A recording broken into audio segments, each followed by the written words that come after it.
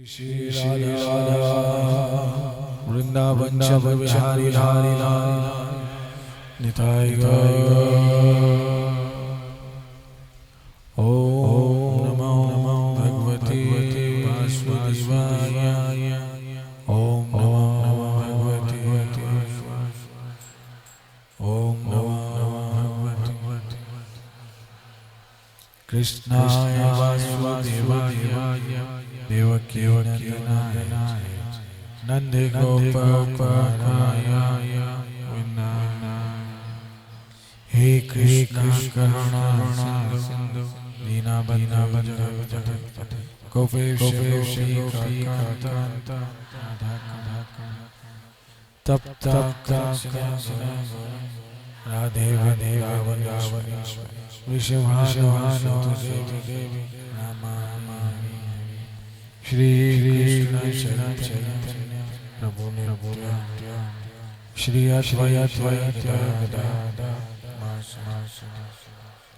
हरे कृष्ण हरे कृष्ण कृष्ण कृष्ण हरे राम।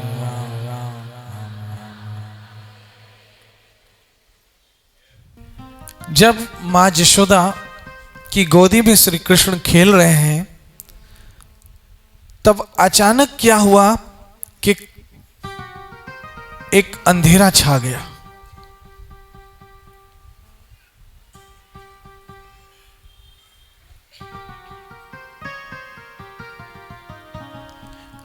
और क्या हुआ कि मां यशोदा की गोदी में जो श्री कृष्ण है वो थोड़े भारी हो गए।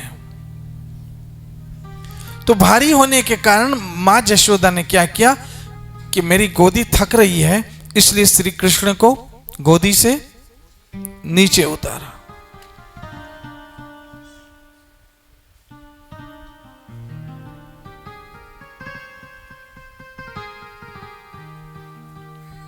अब मां यशोदा ने बालक को नीचे उतारा और अपने घर के कामों में लग गई, भगवान का स्मरण करते करते करते। तृणावत नाम का एक राक्षस था जो कंस का निजी सेवक था, प्राइवेट सेक्रेटरी था। कंस का निजी सेवक होने के कारण कंस की प्रेरणा से उसने बवंडर का रूप लिया। किसका रूप लिया? बवंडर समझते हो ना? तूफान, जो धूल मट्टी आंधी सबको अपने साथ लाता है, ऐसे एक तूफान का रूप ले लिया। किसने? तृणावत नाम के राक्षस ने। माता यशोदा अपने घरों के काम में लग गई, घर के काम में लग गई। कंस की प्रेरणा से वो जो बवंडर तृणावत था वो उड़ता हुआ आकाश में आ गया और इस तरह से छा गया कि हर ओर अंधेरा हो गया, क्योंकि हर ओर धूल मट्टी उड़ने लग गई। और आपको पता है गोकुल एक गांव था जिसमें कोई पक्की सड़कें नहीं थी, इसलिए तूफान ने एक भयंकर रूप लेके इतनी धूल उड़ी कि किसी को कुछ दिखता नहीं था, किसी को कुछ नहीं दिख रहा था।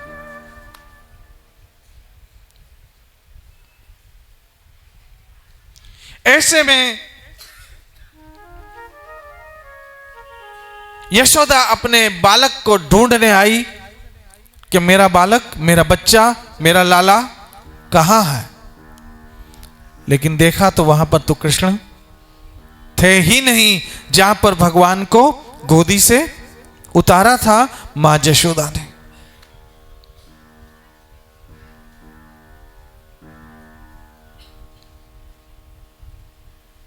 अब यशोदा बिल्कुल अपना होश खो बैठी, जैसे गाय के पीछे बछड़े के पीछे गाय भागती है, ऐसे मां यशोदा कृष्ण के पीछे ढूंढते ढूंढते ढूंढते मैया भाग रही है।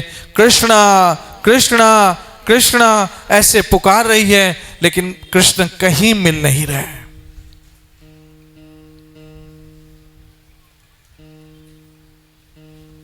अब नंद नंदन श्री कृष्ण को मां यशोदा ने जब न देखा तो अंत में थक कर रोने लग गई। फूट फूट के रोने लग गई और रोते रोते कृष्ण को पुकारने लग गई, कृष्ण को बुलाने लग गई।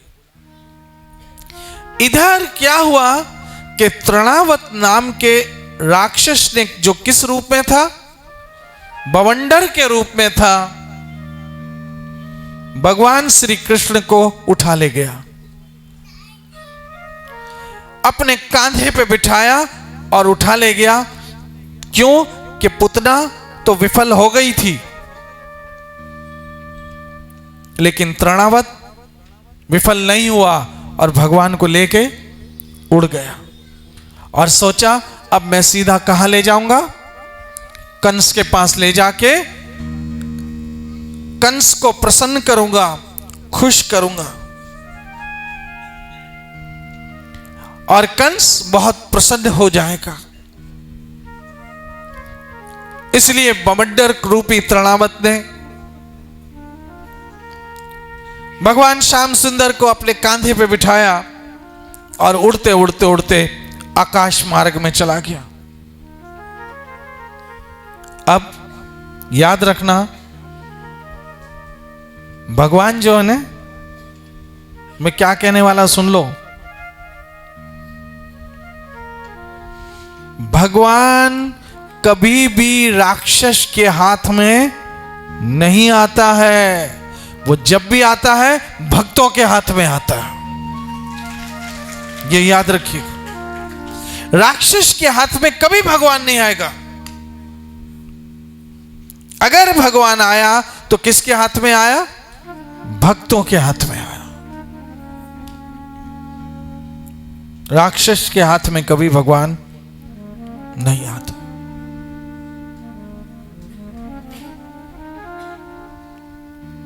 इसलिए आहिस्ता आहिस्ता आहिस्ता आहिस्ता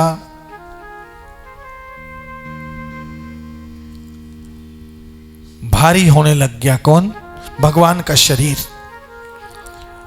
और तृणावत को भार लगने लगा। याद रखना, जिसने हमें शक्ति दी वो भगवान कितना शक्तिशाली होगा। इसलिए भक्त हमेशा भगवान की शक्ति का अनुभव करते हैं और दुष्ट अपने अहंकार का अनुभव करते हैं। बहनों, माताओं, मित्रों, आपको भगवान ने जितना भी दिया हो, लेकिन उसका कभी अहंकार न करना। भले ही शक्ति दी हो, भले ही धन दिया हो, भले ही विद्या दी हो, लेकिन उसका कभी अभिमान न करना।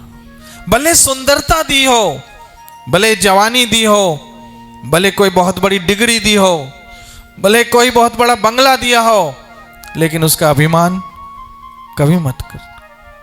हमेशा उनकी कृपा का अनुभव करना। बहनों, माताओं, मित्रों, राक्षस का काम शिकवा करना है और भक्तों का काम शुक्र करना है।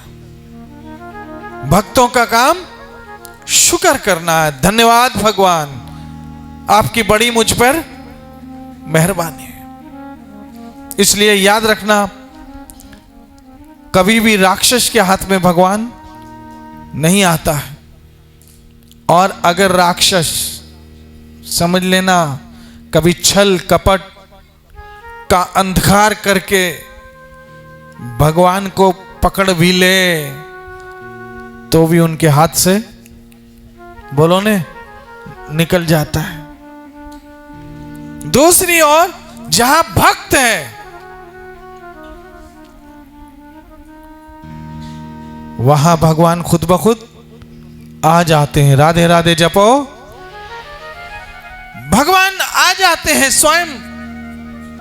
तृणावत की कथा में ही मुझे एक और अद्भुत कथा याद आ रही है और समझाना मैं ये चाहता हूं कि भगवान कभी राक्षस के हाथ नहीं आता है। अगर भगवान कभी मिला है तो किसको मिला है? भक्तों को मिला।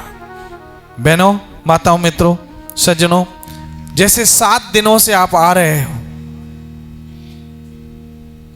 और कुछ लोग तो ऐसे हैं जो मैं देख रहा हूं सतत 7 दिनों से आ रहे हैं। ये 7 दिन नहीं थे, आपके 7 जन्मों का कोई पुण्य था।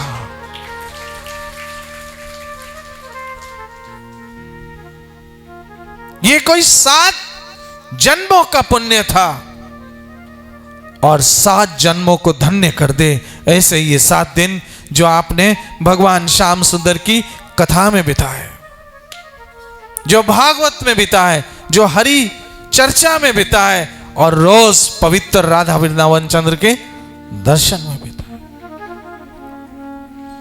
आप ही की तरह जैसे ये बहनें, जैसे ये माताएं, जैसे ये सज्जन अपने अपने घरों से इस भाव से कि चलो जाकर हम भगवान के दर्शन करें और कुछ उनकी कीर्तन और कथा सुनने का सौभाग्य प्राप्त हो, ऐसे ही एक भक्त थे, उनका नाम था बोडाणा। क्या नाम था? बोडाणा। मैं समझाना ये चाहता हूं कि भक्त और भगवान ही साथ रह सकते हैं, राक्षस और भगवान कभी साथ नहीं रह सकते। राक्षस और भगवान का तो 36 का आंकड़ा है, वो कभी साथ, सत्य और असत कभी साथ रह ही नहीं सकता। अंधेरा और उजाला कभी साथ रह ही नहीं सकता है। जहां भी उजाला आया वहां से अंधेरे को भागना पड़ता है। ऐसे जहां कृष्ण नाम है, हरे कृष्ण,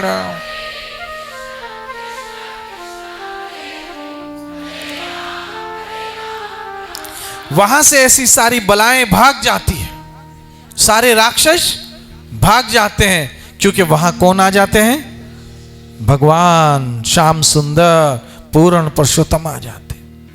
तो बोडाणा और उनकी पत्नी नित्य नियम से हर साल गुजरात में नडियाद के पास एक गांव है डाकोर, वहां से वो पैदल द्वारका जाते थे। कैसे जाते थे? पैदल जाते थे। बहुत अद्भुत चर्चा है इस समय। सुनना, तृणावत इस समय कहां है? बोलो। आकाश में। किसको उठाया है? कृष्ण को। लेकिन कृष्ण उसके पास रहने को तैयार नहीं है, इसलिए क्या हो गए? भारी हो गए। क्यों हो गए हैं? कि उसके पास रहना पसंद नहीं है। किसके पास रहना पसंद है? ये जरा कथा सुना दूं आपको।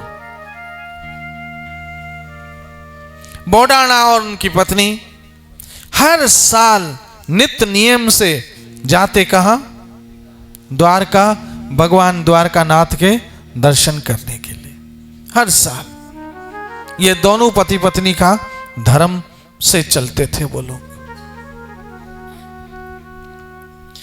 ऐसे कई साल बीत गए, कई साल बीत गए, कई साल बीत गए, कई साल बीत गए, लेकिन उनका नियम नहीं टूटा। बहनों, मित्रों, जिनका भगवान दर्शन, हरि चर्चा, हरि कथा, हरि कीर्तन जीवन का नियम बन जाता है, किसी कारणवश वो नहीं आते हैं ना, तो भगवान उनको मिस करते हैं। पता? भगवान ऐसे करते हैं, अरे वो बहन वहां बैठी थी, वो आज नहीं आई। वो मैया वहां बैठी थी, आज नहीं आई। और कृष्ण उनकी क्या करते हैं? चिंता करते हैं। इसलिए मैं कहता हूं जानबूझ के छुट्टी मत का करो, भगवान को टेंशन हो जाता है कि ये पता नहीं आज क्यों नहीं आई है, आज क्यों नहीं आया। अब ये हर साल का नियम था।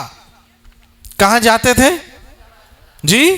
द्वारका। कैसे जाते थे? पैदल चल के। चलते चलते चलते कई बरस बीत गए और बुढ़ापा आना शुरू हो गया। जैसे हमारी बहुत सारी माताएं किसी जमाने में जमीन पे बैठती थी, आहिस्ता आहिस्ता बुढ़ापा आना हुआ, उनके शरीर ने उनका साथ छोड़ा और अब वो कुर्सी पे ऊपर बैठी है। श्री राधे। इसी तरह से बोडाणा और उनकी पत्नी का शरीर भी आहिस्ता आहिस्ता वृद्ध होने लगा और उनसे पैदल चलना संभव नहीं हो सका। 1 साल की बात है जब दोनों इतने बूढ़े हो गए, इतने बूढ़े हो गए, इतने बूढ़े हो गए कि अपने घर से भी बाहर निकलना संभव न रहा। मैं आपसे एक प्रार्थना करता हूं कि जब तक शरीर स्वस्थ है खूब भक्ति कर लो ताकि अंत में पछताना न पड़े। खूब भजन कर लो, खूब स्मरण कर लो ताकि अंत में पछताना ना पड़े, क्योंकि शरीर का कोई भरोसा नहीं। राम नाम की लूट लगी है, लूट सके तो लूट, अंतकाल पछताएगा जब प्राण जाएंगे छूट। बहुत पछतावा होता है मनुष्य को, लेकिन उस समय हाथ से बाजी निकल चुकी होती।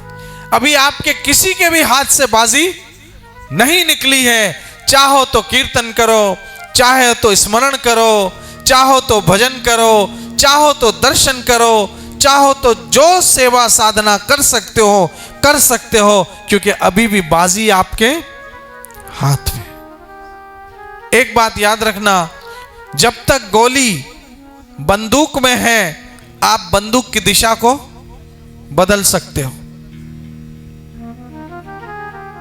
लेकिन एक बार गोली जब बंदूक से निकल गई फिर दिशा बदलने का कोई फायदा नहीं।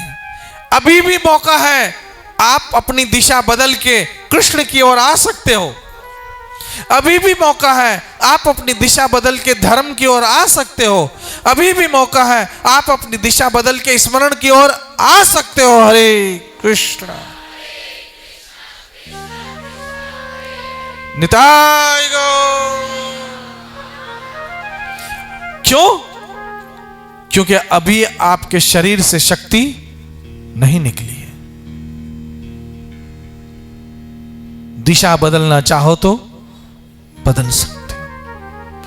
एक बार शरीर से शक्ति निकल गई, और एक बात याद रखना, शरीर जब तक अच्छा है तब तक बहुत अच्छा है, और जब बिगड़ता है तो इससे बुरा कोई नहीं होता है कि हमारे अपनों को भी मुंह पे कपड़ा रख के आना पड़ता है। जिन बच्चों की नेपिया बदल बदल के हम बूढ़े हो गए, वो बुढ़ापे में हमारा डायपर बदलने वाले भी नहीं है।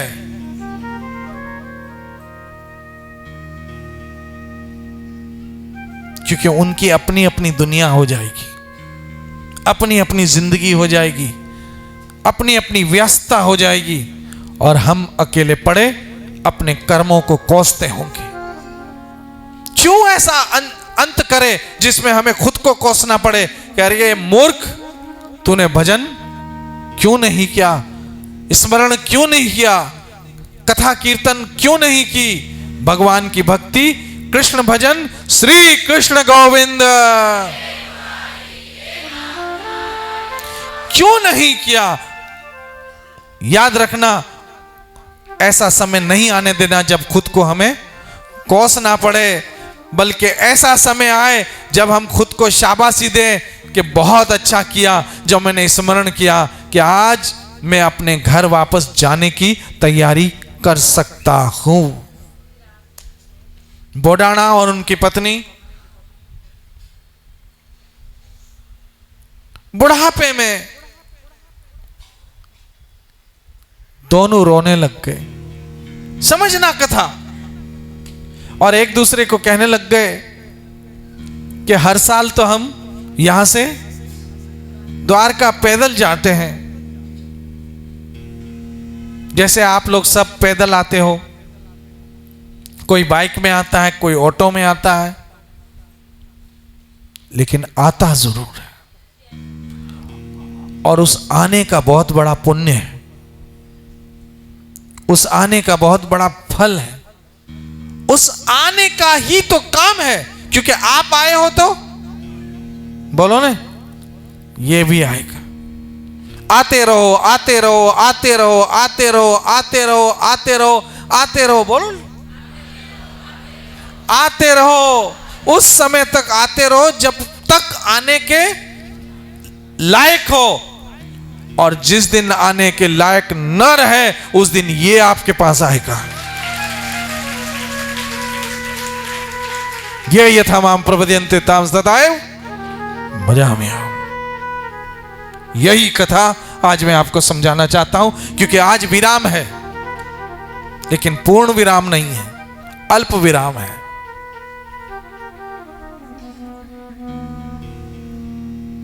बोडाणा और पत्नी दोनों आपस में चर्चा करने लगे कि हम तो हर साल द्वारकाधीश के दर्शन करने यहां से कैसे चलते थे? पैदल चलते थे। वो घर स्वर्ग है जिस घर के लोग नाम स्मरण करते हैं, और वो घर नरक है जहां नाम स्मरण नहीं होता है। याद रख दो, वो घर स्वर्ग है जहां कृष्ण भक्ति है, वो घर नरक है जहां पर भगवान की सेवा, भक्ति, स्मरण, नाम, सेवा, साधना कुछ नहीं है। उस घर में देवताओं का वास है और इस घर में यमराज का वास है।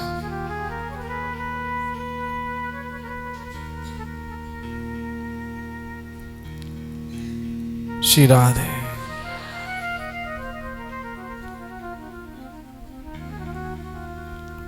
दोनों ने सोचा अब क्या करें, लेकिन जाना तो है, जाना तो है। इश्क सच्चा है तो वादा निभाना है।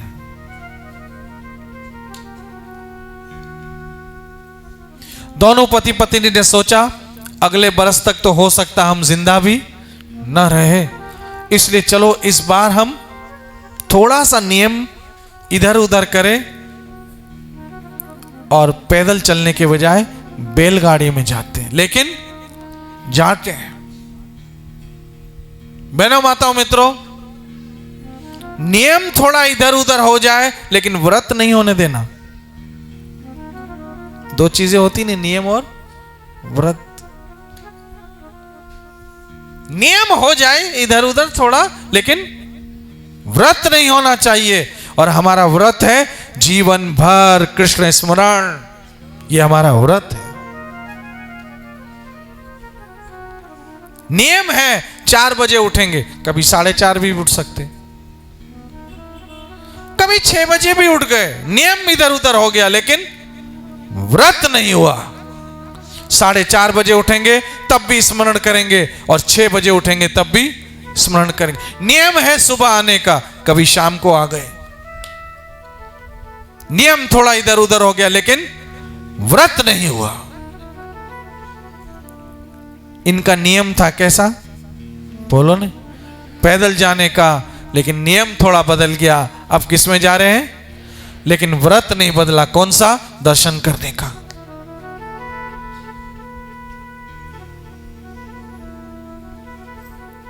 दोनों बैलगाड़ी पे बैठ गए। बूढ़ा और बूढ़ी इतने वृद्ध थे कि शरीर उनका कांपने लग गया, ठीक तरह से चल नहीं पा रहे थे, लेकिन द्वारका जाने की अभिलाषा थी कि हो सकता है अगले साल हम जाने के लायक भी न रहे। इसलिए दोनों द्वारका पहुंचे और द्वारकाधीश के दर्शन करने लगे। जय द्वारकानाथ।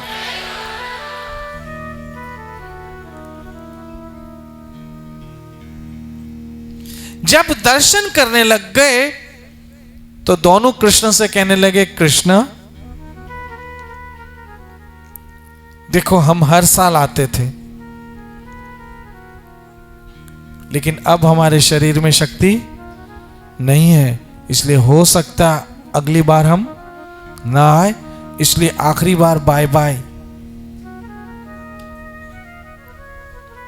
क्योंकि हो सकता है अब हम अगले बार ना आ सके, क्योंकि ये शरीर अब जीर्ण हो गया है। ये शरीर अब ज्यादा समय चलने वाला नहीं है, ये शरीर अब जीर्ण हो गया है। और गोविंद जिया तू हिलाए तिया वावा। इसलिए अब हम आपको आखिरी बार राम राम कर रहे हैं। हे द्वारकाधीश। ऐसे में पुजारी ने कहा चलो आगे चलो, आगे चलो, आगे चलो। दोनों के मन से बात निकली, ना जी भर के देखा, ना कोई बात की, बड़ी आरजू थी मुलाकात की। अरे अभी दर्शन तो होने दो। लेकिन आपको पता है द्वारका में मंदिरों में तो भीड़ होती है। दोनों को आगे निकाला, लेकिन दोनों का मन जाने को तैयार नहीं था, क्योंकि उनको यह बात पक्की थी कि अब अगले बरस हम आ सके या ना आ सके। इसलिए जी भर के तो देखें। लेकिन वहां तो पुजारी खड़े नहीं होने देते थे। इनको न चाहते हुए आगे बढ़ना पड़ा, लेकिन उनका चित्त द्वारकाधीश के चरणों में स्थापित था। दोनों रोते हुए विदाई लेकर आगे बढ़े, आंखों से आंसू बह रहे थे। याद रखना, जब नाम स्मरण करते करते, कथा सुनते सुनते, कीर्तन करते करते, दर्शन करते करते कभी आंख से आंसू आ जाए, समझ लेना मन पिघलना चालू हो गया है। जो पत्थर था अब मोम बन रहा है।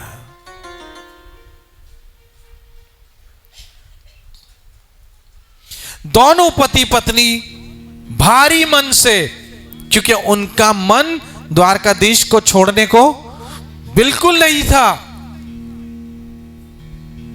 भारी मन से दोनों गए और दोनों कहने लगे हे द्वारकाधीश, अब हो सकता अगली बार हम मिले या ना मिले, लेकिन हमारा मन आपको छोड़ के जाने को जी तैयार नहीं। लेकिन न चाहते हुए बैलगाड़ी में बैठ गए। जैसे ही बैलगाड़ी में बैठे, उनको लगा कोई तीसरा भी आके बैठा है। ये भारतवर्ष की सच्ची घटना है। भारतवर्ष की सच्ची घटना है, हमारे धर्म के इतिहास की सच्ची घटना है। उनको लगा कोई तीसरा भी आके बैठा। जब पीछे मुड़ के देखा तो जो मूर्त, जो विग्रह मंदिर में थी, वो आ गई है कहां पर? बैलगाड़ी में। और आकाशवाणी हुई, चलो। याद रखना, कभी भक्त को अपने साथ ले जाते हैं, कभी भक्त के साथ आ जाते हैं। रुक्मणी को साथ लेके गए और बौडाने के साथ आ गए। अब उसकी मर्जी, हमें साथ ले जाए या साथ आए, दोनों में फायदा हमारा ही है। साथ ले जाए तो भी हमारा फायदा, और साथ आ जाए तो भी हमारा फायदा। इसलिए आपका तो कभी नुकसान है ही नहीं।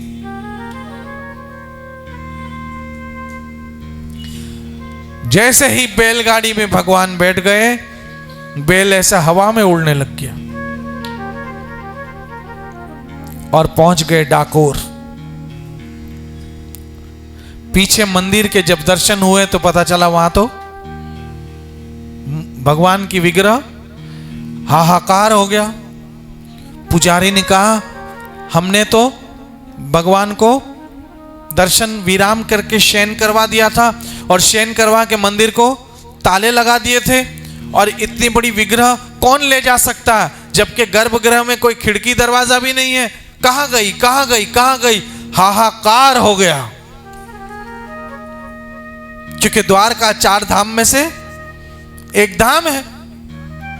लोग दर्शन करने आ रहे, लेकिन वहां तो भगवान की विग्रह ही नहीं है, मंदिर खाली। श्री राधे।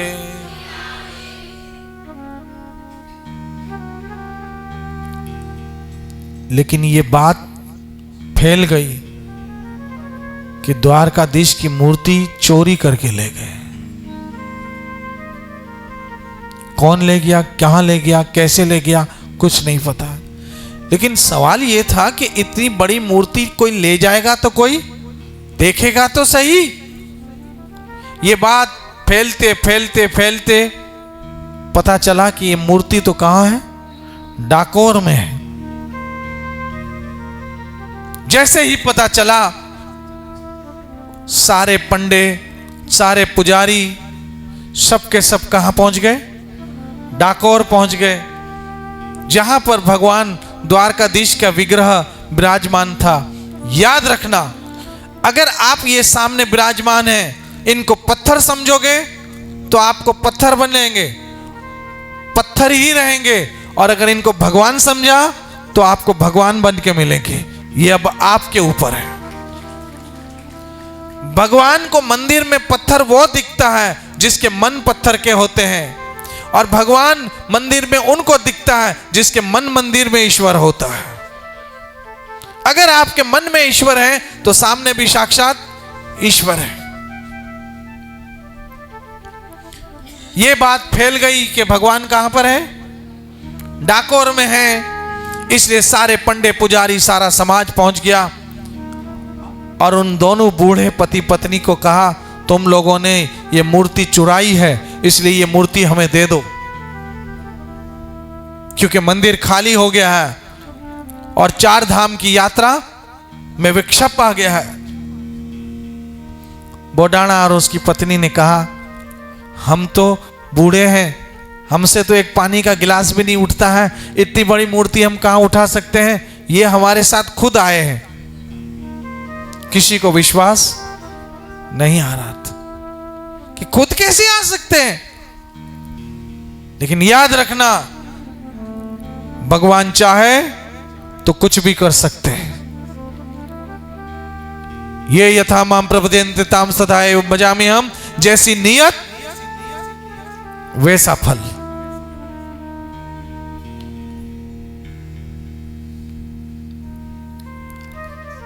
पंडे पुजारियों ने एक चाल चली, और वो चाल क्या चली कि ठीक है तुम भगवान रख लो। उनको पता था इनको खाने को आटा भी नहीं है। कहा एक काम करो, तुम्हें ये विग्रह रखनी है ना, रख लो, लेकिन इसके बदले हमें सोना दे दो। और कितना सोना दे दो, इनके वजन के बराबर सोना दे दो। अब बोडाणा और उसकी पत्नी रोने लग गई कि हमारे पास तो खाने को आटा नहीं है, इतना सोना कहां से लाएंगे, ये तो कई मन का विग्रह की वजन है, इतना वजन हम सोना कहां से लाएंगे। सारे गांव वाले जमा हो गए और तमाशा देखने लगे। याद रखना मेरी माता बहनों मित्रों, मुसीबत में मशवरे देने वाले बहुत, लेकिन मदद करने वाला भगवान के सिवा कोई नहीं है। तब बोडाणा की पत्नी ने श्याम सुंदर से कहा, आप यहां रहना चाहते हो या जाना चाहते हो? हाँ, भक्त लोग तो भगवान को ऐसे भी बोलते हैं, व्हाट इज योर प्लानिंग।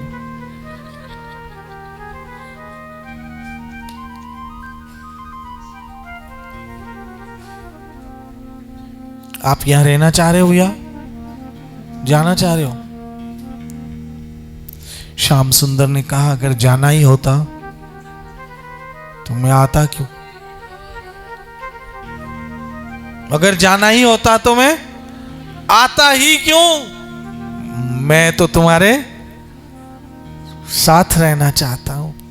आप कृष्ण को साथ रखना चाहते हो? बोलिए ना। तो बताऊंगा, अभी रुको 10 मिनट।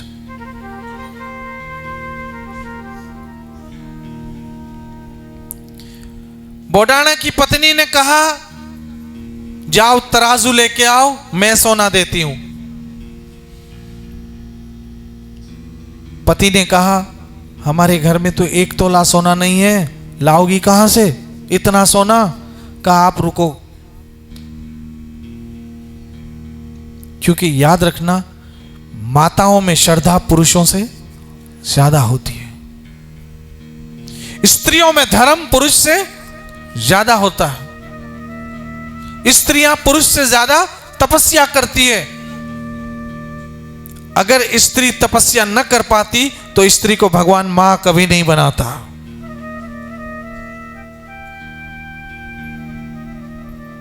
पुरुष को तो मात्र एक परिवार संभालना है, स्त्री को 2-2 परिवार की लाज रखनी है।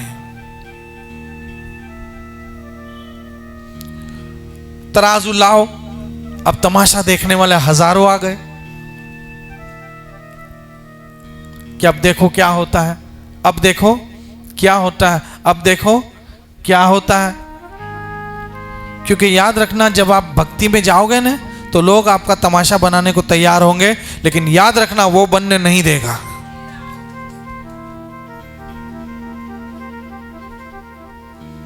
सोना लाओ। अब तराजू लाए। उस तराजू में एक तरफ भगवान की क्या रख दी? विग्रह रख दी। लेकिन अब सोना कहां से लाए? तब बोडाना की पत्नी ने कहा, प्रभु अब लाज रखना आपके हाथ में। अपने नाक से कांटा निकाला, नोज पिन कांटा होता है ना, वो निकाला। अब वो कितना होगा? 2-4 ग्राम का भी नहीं होगा। और वो कांटा तराजू में रख दिया। जैसे ही वो कांटा तराजू में रखा, भगवान की मूर्त ऊपर चली गई।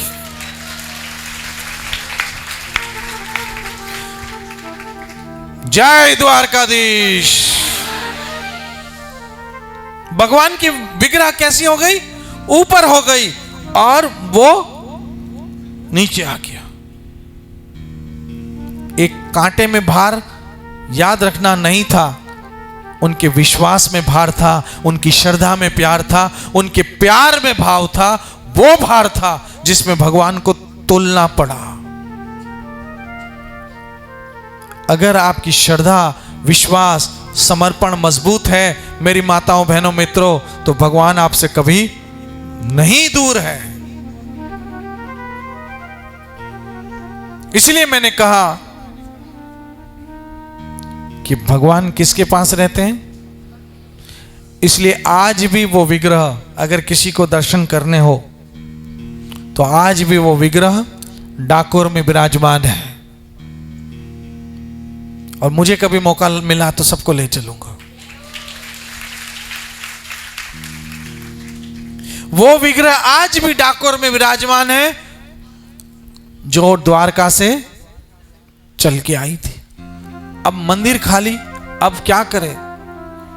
तब भगवान मुख्य पुजारी के सपने में गए और कहा, फलानी फलानी जगह जाओ, वहां मैंने अपना एक स्वरूप रखा है, वहां से निकालो। इसलिए आज जो द्वारका में विग्रह विराजमान है वो दूसरी है, और जो प्राचीन थी वो कहां पर है? डाकोर में। आज भी वो विग्रह वहीं पे विराजमान है और हजारों लोग वहां दर्शन करके अपने जीवन को सफल करते हैं। मुझे ऐसे कभी कभी लगता है जैसे डाकोर में वो मूर्त बोडाना के कारण डाकोर चली गई द्वारका से, ऐसे ये हमारे ठाकुर भी वृंदावन से आप लोगों के लिए आए हैं। वृंदावन चंद्र बिहारी लाल। ये ठाकुर भी वृंदावन से यहां आए हैं और ये अकेले नहीं आए, साथ में राधा रानी भी लाए हैं, साथ में गौर निताई, जगन्नाथ, बलदेव, सुभद्रा, सारा परिकर आया है हम उल्लासनगर वालों को धन्य करने के लिए। अब तृणावत को लाओ, जल्दी लाओ, क्योंकि हमारे भी उड़ने का टाइम हो गया है। इसलिए मैं कहना यह चाह रहा था कि भगवान किसके साथ रहता है? भक्तों के साथ। राक्षसों के हाथ में आया तो भी निकल जाएगा, रह नहीं पाएगा। अब तृणावत उठा के भाग गया, ऊपर आसमान में उड़ा और वहां भगवान भारी हो के इतने भारी हुए कि तृणावत का दम निकलने लगा और अंत में जमीन पर गिर गया और गिर के उसके प्राण छूट गए। और जैसे ही प्राण छूटे सारा वातावरण शांत हो गया और मां यशोदा ने आकर अपने कृष्ण को फिर से गोदी में लेकर प्यार करके दुलार करके ऐसे ये तृणावत उद्धार हो गया। इतना याद रखना कि आज आपने ठाकुर के दर्शन किए, कीर्तन किया और अपने जीवन को सफल किया। नित्य भजो हरे कृष्ण।